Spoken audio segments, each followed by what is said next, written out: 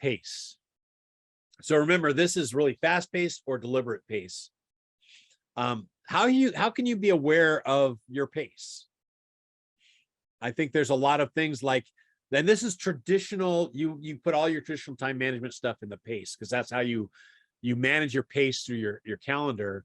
Something to become aware of if things are sneaking into your calendar that don't fit your focus. That's an awareness piece. Have you ever like taken a look at your day or your week and realized, I don't even have 5 minutes between meetings? So doing a schedule review is another way to become aware of what pace you're at. Another is like forecasting. And I'm using this because it's real right now. I know that in the next, I think my body knows it too, because I'm sick right now, if you can't tell from my bluesy voice. And my body knows that I can't afford to be sick when the first 2 weeks of November come. But I'm also like, I'm blocking out my calendar the last next week and a little bit in the next week, because I know I'm going to have to both conserve energy and really, really focus on the planning part. It's not going to be able to do that. So that forecasting piece. So feeling frantic. There's this, by stopping, and this is an emotional self-awareness piece, just stop and do a quick assessment. Not how am I feeling right now, but what am I feeling right now? If I'm feeling distracted, it probably means that I can't focus. If I'm feeling frenzied or frantic, it probably means that my pace is off. I either need to slow down or if I'm feeling, because sometimes I feel panicked because I'm behind and I need to pick up my pace. John, it's amazing to me how our feelings, like, they almost become habits. I feel like I come from another company that sometimes I did feel like they wanted all three of these at 11. And it's part of why I made the move to where I'm at now. And yet I'll find myself feeling frantic and pressured and stressed. And if I let myself think, I'm not at the old place anymore, what am I stressed out about? And it'll calm myself down, but almost without thinking about it, I go right back to that place, if that makes any sense. Yeah. What other thoughts about pace awareness and pace management?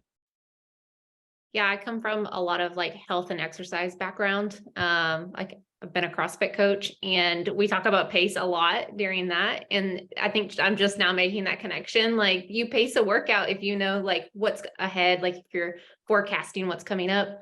And so just thinking about it in that way, it's thinking about your schedule. What do you need to have the time and energy for? Just one of those, like, I'm the queen of pacing and workouts, but like having a hard time doing that in my like professional life. So taking some of the things I do there and bringing that into that world is a helpful idea. Yeah, so we're doing both management and awareness around pace.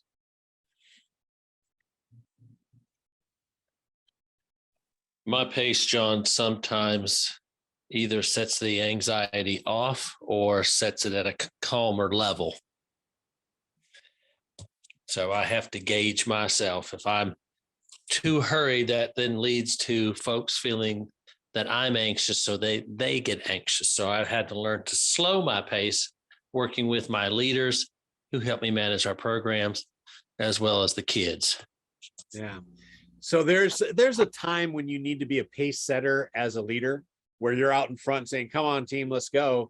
And, keep up if you can. But there's other choices that you can make as a leader around that.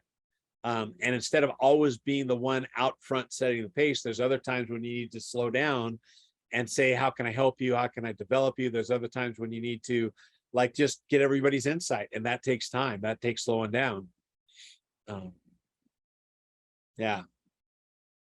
Other thoughts around pace management, pace setting.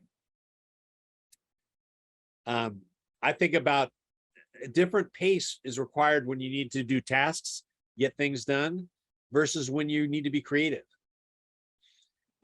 Being creative means you need to slow down. So if you know what task you're going into, you set your calendar and your pace. There's a concept called deep work, and I'm blanking on the author right now, but setting time for you to do deep work means that you You set, instead of the typical 45 minutes, 50 minutes, you take an hour and a half or 3 hours with a break, all on one thing. And so to do deep work means that you need to slow down, put a block in your calendar.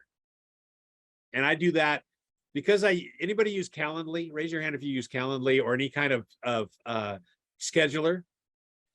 When I first started using it, I didn't block out time, and people were taking up all the chunks of my time, so I never got to do the deep work. Now, each week, I kind of pull out, okay, I know I need to do some writing here. I know I need to do, I'm creating courses, and that takes time, and you need to do the deep work stuff. So I block out those times so that they can't be taken. There's an old saying that if you don't manage your time, somebody else will manage it for you. And so that's owning that pace. Another thing is, do you know yourself well enough to know whether you're an AM person or a PM person? A morning, what do they call it? A morning dove or a night owl? And I've got a friend who's an extreme night owl, incredibly creative. And he's tired of people telling him that he's got to get up early in order to be effective.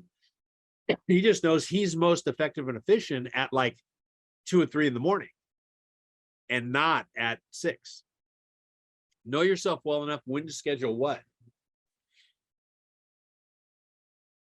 When I talk about blocking out, as far as pacing goes, Rob, you brought this up. You have habits, you have tasks, and you have projects. Habits don't intrude on your day because they're just how you do things. Tasks are the things that you have to either make a list. Now, that list, if it never makes it into your calendar, those are dreams, they're not tasks. So finding space in your calendar for those tasks, and then projects tend to be the deeper work that are multiple tasks stacked on each other or one big long project that you got to step into. Those are some of the things about awareness and management of pace. And I think we've got some good people here in this next one. First of all, put some stuff down there, because remember, these are your notes that we're going to send out. So if you've got any good thing, even if you're ripping it off from somebody else here, what do you got? Put it in pace awareness before we move on.